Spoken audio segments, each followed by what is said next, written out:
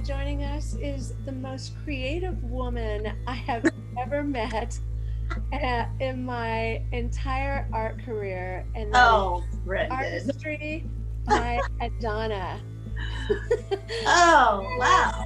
Hey, how are you? What an introduction. You really are. You're such an inspiration, my goodness. You know it. Oh, thank you. I'm so glad you came upon my path in Santa Barbara. I love you. Me too. I love you too. Yay.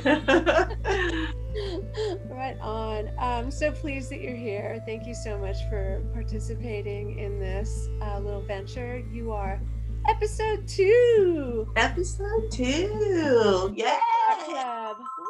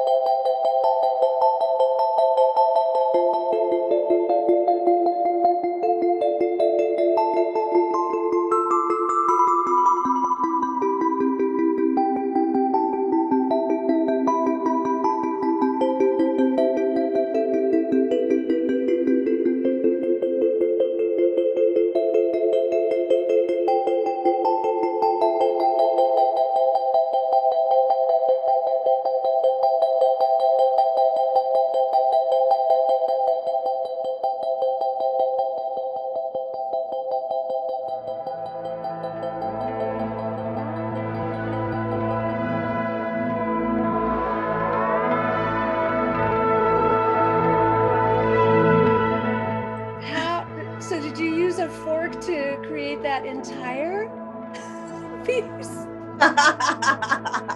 So amazing.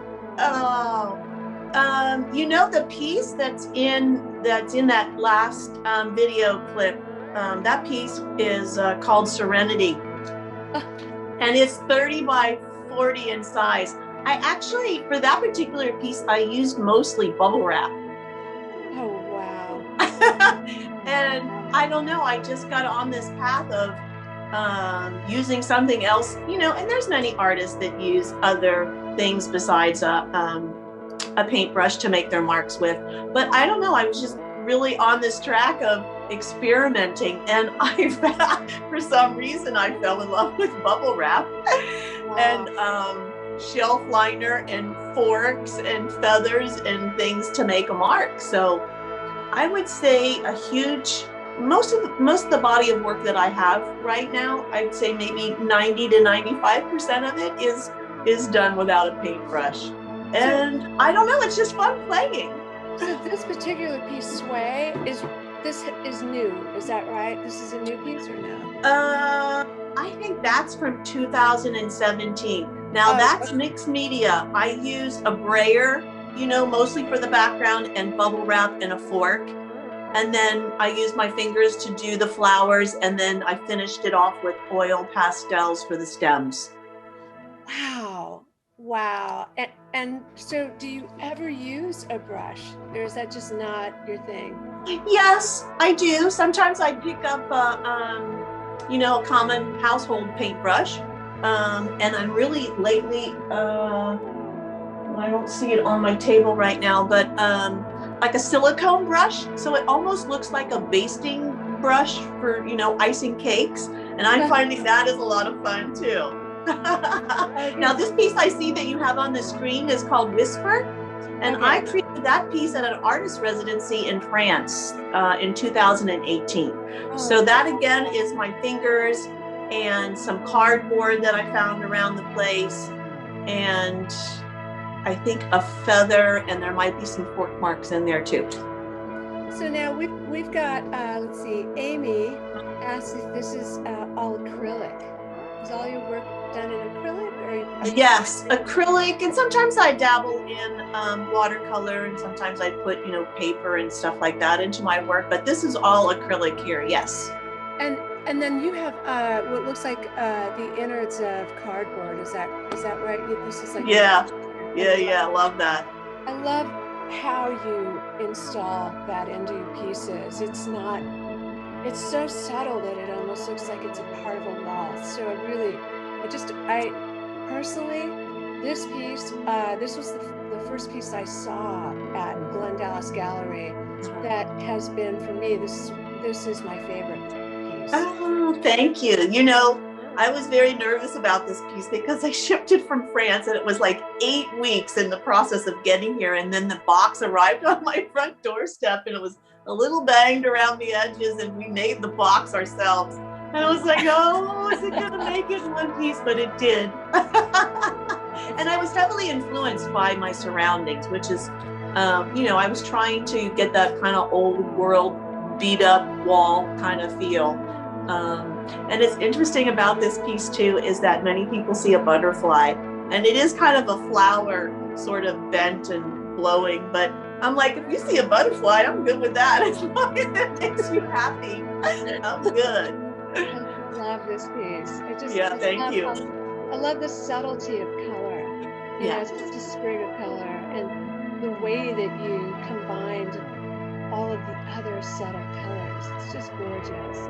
Thank you. And this is pretty fabulous. Thank you.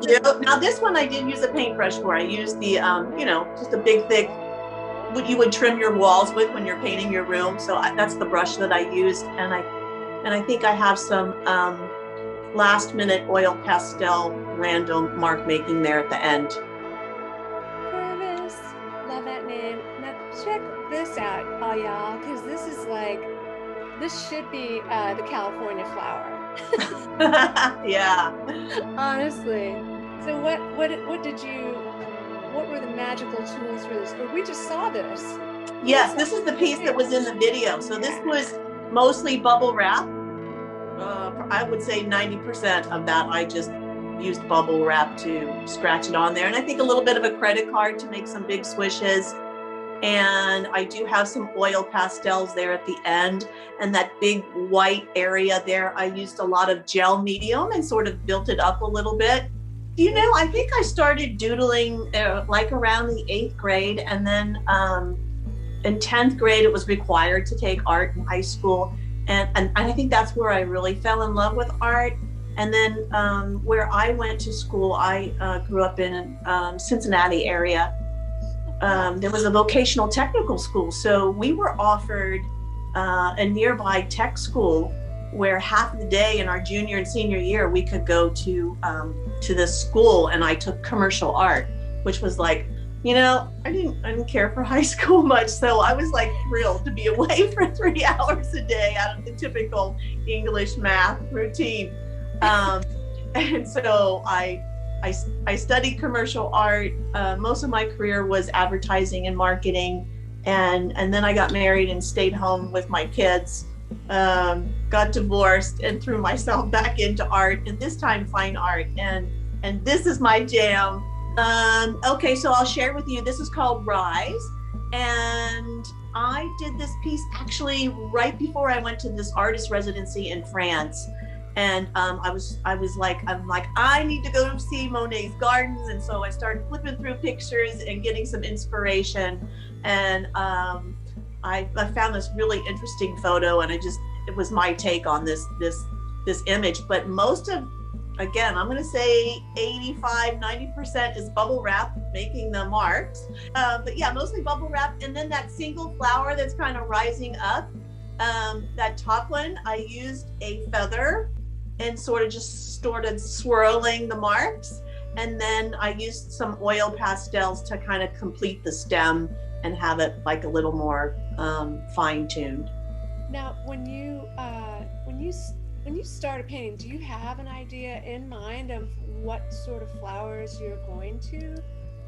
Sometimes I do. Sometimes I use a photo for reference to kind of get me started, and other times I'm just, I always smudge my space before I work.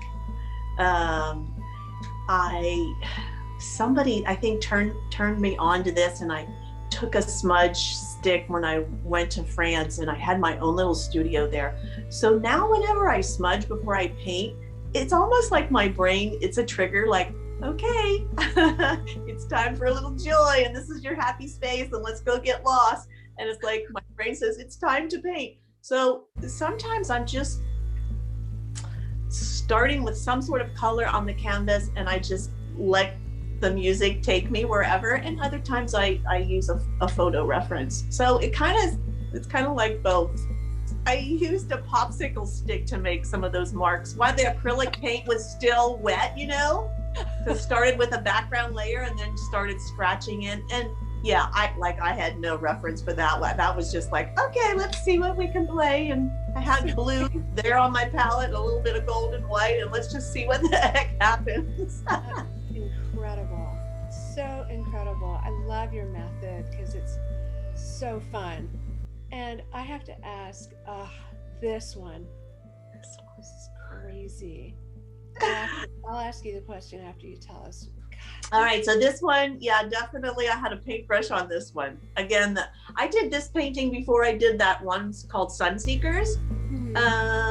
And I had looked at an online class of another artist that I follow, and she made a bunch of marks on her canvas, just like using a brown or like a Payne's gray just to get things started. And I'm a lover of pinks.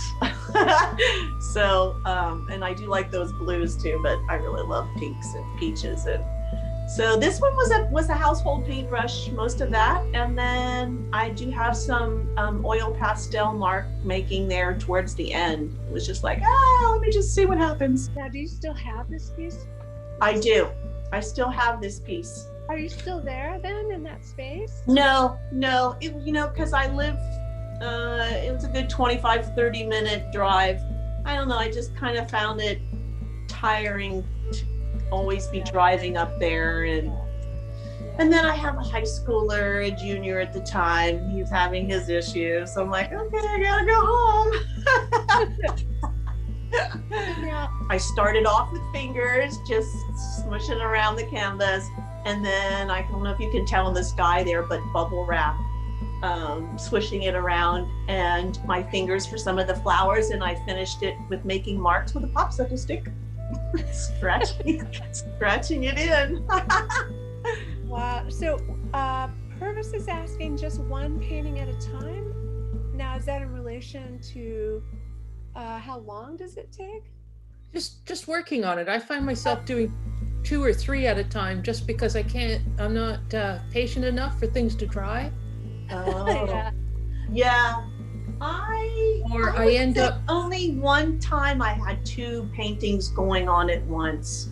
Or I'll start one and then I don't like what's happening and I don't feel inspired with it, and so I just like stick it in the closet. And then one time I was painting and I don't know what hit me. It's like, oh, I gotta go grab this other canvas. And so I grabbed it and finished it, and I was playing this music, and I don't know, I liked what was happening, and all of a sudden the tears are coming. I'm like, this is what I was meant to do. And these are 12 by 12, and that actually is mostly, I think I used bubble wrap on that one, but mostly a credit card, just swiping it up and down and back and forth. Acrylic paints, and I also used a little bit of acrylic ink, like the high flow acrylics too, for that darker blue in there. And this is Monet's garden, actually, his a view of his tulip. And to me, obviously, those don't look like tulips. They just look like flowers. But I think I had started that. And again, that's all bubble wrap. Everything in there is just swishing my bubble wrap around in some fork marks. And this is a Monet inspiration as well, right? Or no? Yeah, you know. Yeah, because this to me is just like, wow, just there's so much going on, and it to me resembles a Monet. This is sort of, and I didn't use a photo for this, and I was just playing with bubble wrap and some blues and greens in the studio. And when I finished it, I went back again to some of my pictures from the residency, and this is almost a view from the window of my studio there, because he has a huge lake out in the front and a piece of property that's not really quite a meadow, but in the trees, and the fog came up in the morning, and the light there in France is amazing. So this is called Misty Meadow. I love pinks and peaches. I love pink. Yeah. That's definitely, I agree with you. This is a piece that we did together, because I have mine, and mine I actually painted over it, but I've left some of the elements show through. I painted Frida over it. Oh wow, really? I've seen your Frida piece. How cool is that? Well, actually, I've done another one. I don't know why I keep doing Frida. I mean, I think she's fabulous. I don't adore her, but I think it's pretty fabulous, but I don't know why. I just did. So I don't know. But this we did, and I remember we did this with forks and knives and Q-tips and bubble wrap and shelf liner and a toilet paper roll. Those round marks with a toilet paper roll, kind of like stamping. We used forks for the stem, bubble wrap for the flowers, fingers to start the background, and a little bit of shelf liner. And I teach this as a class quite often. I just did it recently for a kids camp near my home, and I've done it with some homeschoolers. It's fun. Do you teach like regularly? Are you like, or do you want to give this kind of technique away? Yes, I don't mind. I don't mind teaching, because everybody learns. I learned how to use bubble wrap and other things from mark making from other artists. So it's just taking what you learn from others and then just turning it into your own kind of style. Right on. Yeah. Well, God, that was just amazing. Okay, so what we're gonna do at this stage, everybody, this is the piece that we've selected for you all, hopefully as an inspiration to jam to and paint or create a sculpture, an ice sculpture, do claymation, get some crayons on. I see you laughing. It's a good day when Amy's laughing.